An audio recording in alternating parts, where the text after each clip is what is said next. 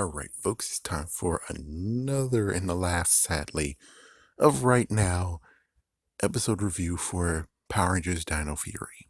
Episode 8, Unexpected Guest. Note, I did kind of sort of miss like the first 2 minutes, but the good news is that, well, it's one that the freaking preview review, I saw it, so that's the good news. So, well, basically from the preview review, Mick shows up. Zords apparently got destroyed somehow. What the hell? And then all of nowhere, Zayto is actually.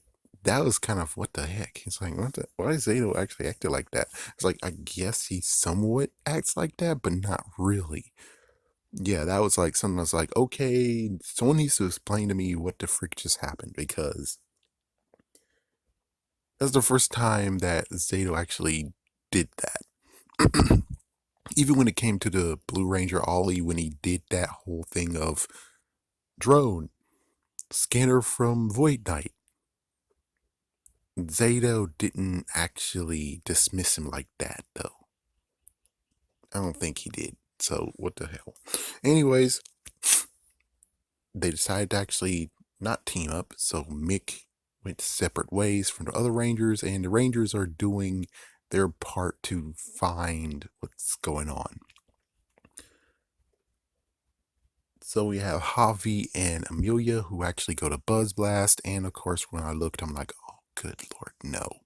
Yes, because apparently freaking Jane is doing a baking video. Okay, fine. Yeah, and then you have J-Borg coming by, and then Mick actually, that was kind of cool what happened with Mick. Mick decided to look like a package, and then he went from that package form into his normal form, and then he went to try to check out the database on Earth for his Nexus Prism. Or for the Nexus Prism. He doesn't have ownership of it. Yeah, and then Amelia and Javi's like, what are you doing here, man? It's like, what are you doing here? It's like, we work here. And it's like, oh, okay. And, well, like I said, he's trying to see if he can find the Nexus Prism just by looking at the database. Then all of a sudden, J-Borg's like, hey, wait, what's he doing here? This is only for employees only. And then he turned into a basketball and he bounced around, and of course you know what happens. He gets at the cake. Eventually he on the cake, and J-Borg was able to hit him with I forgot what that's called. Yeah, but she was able to hit him as if he's a freaking baseball, and he went out of the building. Yeah, and then all of a sudden you have excuse me, what was the name of it? Well, Sporg. Yeah, it's Sporix. Yeah, Sporg's beast. Or Sporg's animal. Monster. Yeah, then all of a sudden that just teleported. It's like, what the frick? And note, Fungus, aka Mucus, was there nearby when it came to them talking about the plan. So it's like, ooh, a Nexus Prism. I bet Void Knight would like one of those. And it's like, okay. Yeah, wait until we talk about more about the stupid Nexus Prism on Wednesday. But for right now, we're all caught up. Be right back. Okay, where to start? I guess first is the fact of, well, the Sporix Beast is after Mick, and Mick decided to turn into a toy car and just circle around him. The other Rangers showed up. They morph. They fight. The Pink Ranger and Green Ranger used the booster keys. Yeah, Elasto and Muscle. So it's Elasto. So, okay. Oops. Yeah. Because I was like, she was able to say it right. The other person did not say it right, where I was like, I don't understand what you said. So anyways, besides that little oopsies from the last episode, the freaking beast of the day, the Sports beast of the day, was able to wolf the freaking booster powers off of the two Rangers. What the heck? Yeah. And then they're like, oh, we need to get Mick out of here now. So everyone actually teleported with Mick away. And of course, note, so that means that when it came to their Megazord falling apart is because of the freaking dog, or aka the Sporks beast over here. Huh. So they returned to the command center, and lo and behold, I'm like, okay, well, now you just fucked over freaking beast morphers, dude. Because he's like, Mick is like, okay, I need to have a computer so I can actually show you something. It's like, here's a database of all the Rangers. And I'm like, didn't they do that in Beast Morphers? I mean, freaking Keeper. It's like, yeah, sorry to do this rant right now, but it's like, freaking Keeper was taken in the Beast Morphers crossover. He doesn't know Jack about the freaking other Rangers, so it doesn't make sense why they would take him. I mean, yes, he would tell him what's going on with the Rangers of Dino Charge. Yes. Yeah, that makes sense. But the freaking thing is just that in that moment, they should have just said, well, we'll get ideas from Dino Charge data instead of like, we're going to get ideas from the Rangers because he knows Ranger history. It's like, yeah, that's why it doesn't make sense. Where it's like, yeah, they should have did something better with that dialogue, because it seems Mick is the one that you really wanted if you wanted real Ranger data and history. Yeah, so he actually plugged it in. He showed the Nexus star, and then after that, I forgot. Did they ever show us that table and how it could actually turn into a map? Maybe they did. So they found where the Nexus Prism is, and of course we all know that it's sentient. The fact that it has a mind of its own.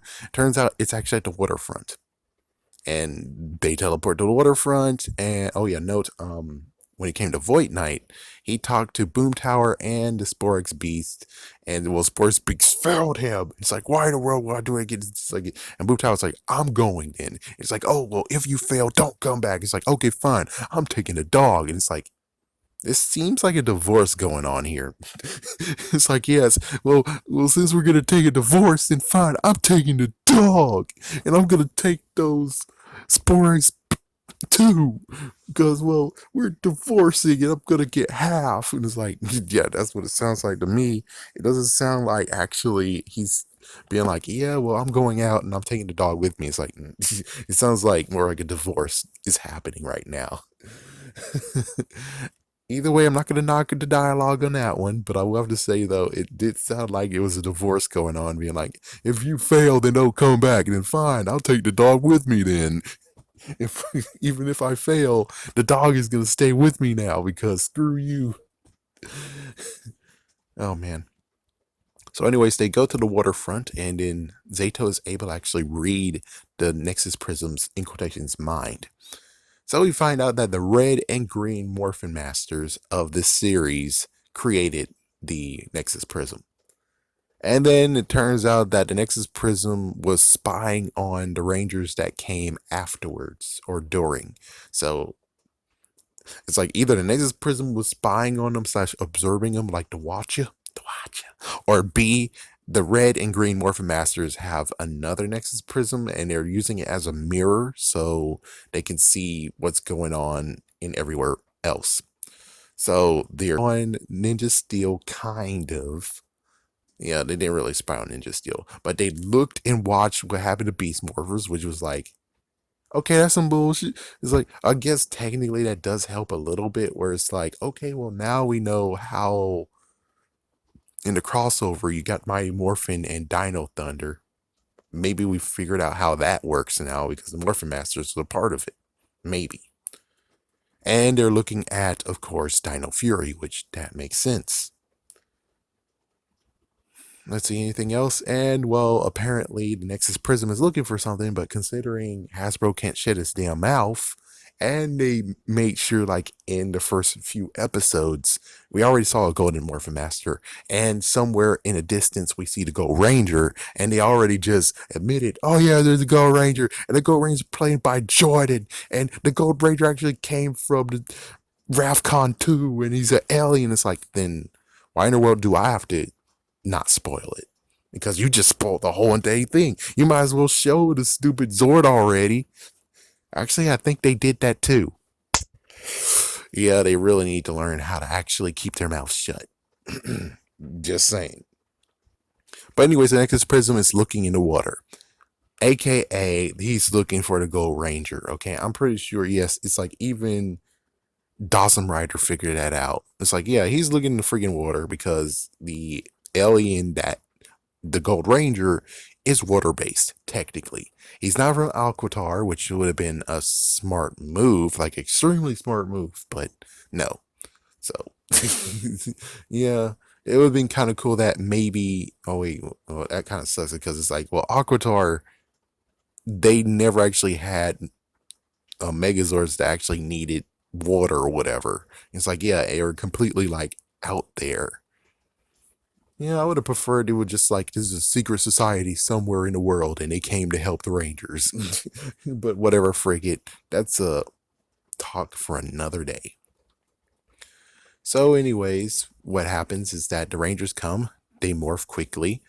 They were about to battle. Oh, actually, battled some. They were in the ropes because the dog was about to make a landslide on them. Yeah, it's like, yeah, there's gonna kind of piece of a mountain was just gonna fall right on him. And then Mick, which he thought of having an idea, he gave him a lozenge, even though he called it something drop. But it's like, no, it's a lozenge. He threw a lozenge in the freaking sporks beast, and now he can't do his bark anymore, and now he has a wimpy voice. So because of that, he grew big, and Boom Tower's like, I'm going with you. And now Mick actually has a teleporter. And I was like, okay, well, if you can't make any more morphers, then that means that you can make many teleporters, question mark. It's like, yeah, tell me the difference between having a morpher and having a teleporter. I thought they were kind of one and the same unless you have a designated spot. That's another thing to look at later. But anyways, yeah, so the good news is that they do have their Megazord, even though the Megazord came apart. Which I was like, yeah, they got big and you guys just said that the Megazord just fell apart and thought you need to work on it. And that's why Mick is here to work on the Megazord while, yeah, but instead it's more like, no, they summoned the Megazord. There it is right now. All right, so the Zords are fixed. Yep, they called all the Zords, all five of them, and they did for the first time the big formation. So now they have. Did they even say what the Zord was? Nope. Like, oh, dang it, the Megazord formation, they didn't say anything. Oh, well, frigate Ultra Zord or whatever. Ultra Zord Part 1, question mark? Whatever. Anyways, so they actually were going against Boom Tower for the second time. Like, oh, a rematch? So they went against Boom Tower. We were wondering where the Sporex beast was. He jumped on their back, and then all of a sudden, it's like he just got defeated very easily. It's like that makes sense, but that's the first time ever that's like just one. He's gone. Just he's gone. It's like what the frick, dude? What the frick? So yeah, he's gone. So as soon as he was gone, now it's just Boom Tower, and Boom Tower got defeated. Excuse me. And got defeated for the first time. Because I'm pretty sure he will return. It's like Boom Tower will return shortly. Excuse me. So when the Sporix beast for the doggy over there, or the freaking wolf, or whatever you call it, excuse me, Mucus, aka Fungus, actually captured that first Sporix beast. But as for Boom Towers, no, he wasn't able to catch it. Izzy was able to grab it, and he's like, "Oh yeah, well, guess what? I have a present for you too." And Fungus is like, "No, see you later. Teleport." And then we see the Nexus Prism come out of the water and just say, "See ya, I'm going to space again." And now he's gone again. It's like, now he's gone.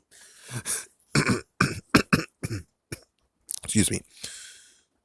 So after all that, they all teleport back, and they did have a moment of where the lozenges that apparently were prototypes, they had them, and oh good lord.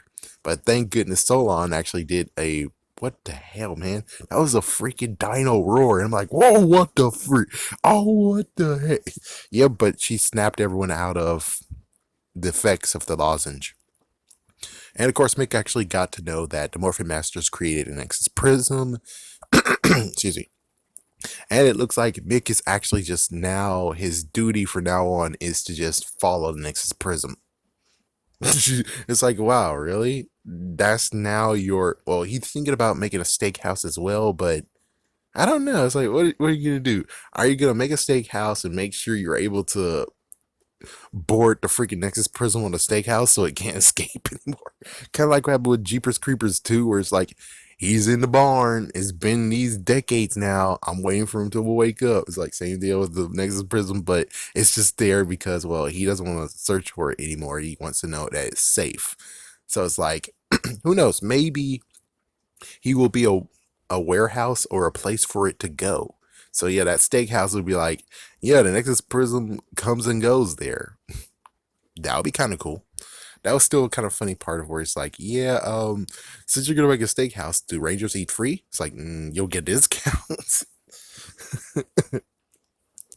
So, oh yeah, and you also had Zayto actually apologizing to Mick, saying how he actually is an important part. Yeah, he was an important person, and he shouldn't dismiss him like that. Which I'm like, it didn't seem like Zayto to actually act like that either. You know, it's like maybe a little bit, but that was like too much. It's like, yeah, sorry, but that was kind of too much. But anyways, that's the end of that episode, and well, interesting enough, Jane and Jayborg did show up, and they only had one scene, so they were able to cut out and just do. We're just gonna do one scene with them now. One scene. Is that okay with you guys? And I'm like, okay, just as long as it's not truly shoehorned. I mean, it made sense that it was in there, but on the other hand, it's kind of like, it's like, it's fine. It's fine. Okay. As long as you're not going to get out of your way and just put them in something, which it is kind of out of your way, but it's good, I guess. It's good. It was kind of interesting that Amelia and Javi, but I mean, yeah, it makes sense that they work there, so it makes sense they would go over there together. But I wonder what was Ollie and Izzy, because I'm pretty sure they were two pairs as well. It's like I would like to see their chemistry. I would like to see how they are actually doing their search and what they were doing. Not the fact of being like, yeah, I don't want to see Buzz Blast, so can we just cut to another ranger, another ranger party looking for stuff, or what Zayto's doing? I think Zayto is actually a command center, but anyways, I think it was okay episode. As for being, this is be the last episode for a long while until like August or whatever. I'm like, no, I believe you should give us more. Give us more. But hey, this is like the first time ever question mark that was it really the first time ever that they're like, here's our new ranger. See ya. We'll be back soon. It's like, no, I'm not sure. It's like, how did Ninja? Wait. Nope. Ninja still did it too. It's like, yep. Ninja still did it too. Ninja still did it too. What about Dino Charge? I think Dino Charge might have did it as well. Where it's like, yeah, before the hiatus, here's the new Ranger. Okay, see ya. We'll be back soon. It's like, oh, why are you doing this? I doubt the Mesto cliffhanger had to be what happened in, was it Ninja Steel? Yeah, it's like I think the second the second hiatus moment was horrible, where it's like, oh, the Rangers are completely helpless. What are you gonna do? And it's like you have to wait a few months to find out. So the good news is that this hiatus moment, they ended it on a nice ending for now. They ended it nicely, so we have to wait. But me personally, I'm like, forget your stupid hiatus, man. You're getting Transformers. Hasbro, you didn't talk to them and say, hey, wait a minute. Or is it gonna happen like next year where it takes effect? I don't know. But I really hope that when it comes to the deal of Nickelodeon getting Transformers, that they talk more about Power Rangers and the fact that Power Rangers deserve more than what you're doing with them right now. Anyways, the episode was okay. I was okay with it. Mick didn't do the rest of the days, but it's like it still kind of involved Zayto being weird for some reason. It's like, yeah, Zayto was kind of weird in this episode. Well, he was weird in the beginning part of the episode. Everything else, he was acting normal. But beforehand, it's like he's kind of sort of was acting weird. That was the first time we actually got him acting like that. So, other than that, it was okay episode. Yeah, of course. Oh, I forgot. I forgot the important part before I end this. The vein Void Knight is hiding in the freaking room is his wife. So now you just made a Power Ranger version of freaking damn Mr. Freeze. What the heck? What the heck? It's like, out of anything you rip off, I would have preferred you did the following. I would have preferred Dad would be like, I'm trying to save you, brother, or I'm trying to save you, child. It's like, maybe rip off Lost Galaxy. I would have preferred you ripped off Lost Galaxy, where it's like, or heck, it's, well, not really in space, but maybe in space. Where it's like, yeah, in the room was his friend and he's the extra ranger. And I'm like, yes, it's confirmed. Yes. It's like, no, they didn't choose that. They decided to go with having a Power Ranger version of Mr. Freeze. Yep, he got a wife. And it looks like he might actually be maybe human. So yeah, so it's a human person who somehow found this power and now he's trying to actually save her. Yeah, we don't know what happened to her, so, or heck, it could actually be a messed up crap of where it's like, no.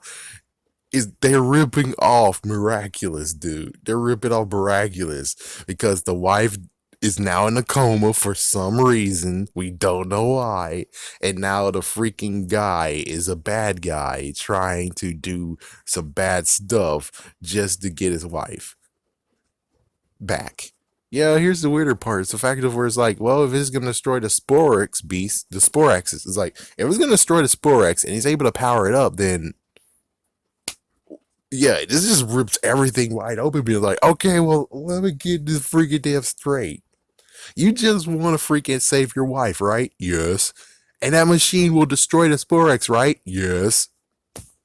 Oh, hell no. It's like, oh, hell no. It's like, yeah, if he actually just talk. If they actually just talk and he says why he needs the Sporex beast, I'm pretty sure the Rangers would have just allowed him to do it because, well, it will destroy the Sporex. Somehow he figured out how to destroy the Sporex. Maybe. It's like, yeah, for right now, it just maybe powers it up. We don't know for sure if it actually depletes it. Yeah. So it's like, yeah, here we go to the messed up part of being like, okay, now you made it completely stupid. Yeah, it's like, yo, on Wednesday, we'll actually look into this and see, like, who actually thought this was a good idea. Was this the end game for all of you? Because apparently there is a writer room. It's not just two writers, apparently.